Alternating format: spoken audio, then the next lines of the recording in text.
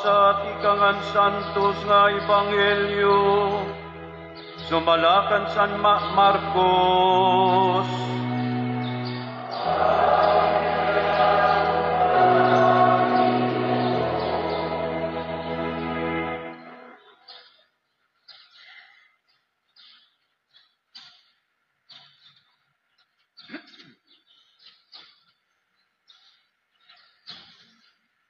Niyan kinadto Jesus, kanan iya mga tinunan, ang mga baryo han Cesarea Filipo. Ginpakianhan niya hera didahadalan. Pagsumati daw ako niyo, hinuman kuno, ako sumalahan siring han mga tao. Binaton hera, may nasiring, nga ikaw amo hihuwan nga parabunyag, nasiring an iba, i-Elias ka, samtang nasiring naman an iba, usaka han mga manaragna. Ngan hikamo, ano man an isisiring niyo, hinugod ako. Nagpakiana Jesus sa ira, binaton ni Pedro, ikaw ang Mesiyas. Nga nagsugo Jesus sa ira, ayaw kamo pagsumat, bisan kan kanay, mahitungod, aakon. Niyan, nagtikang Jesus pagtutdo han iya mga tinunan.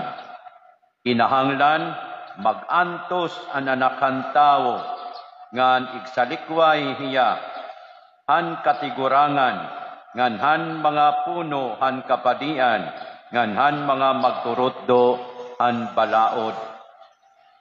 Pagpapatayon hiya, kundi mababanhaw hiya, katapos sintulok ka adlaw. Iginsumat niya ini, inwaray lipod-lipod haira.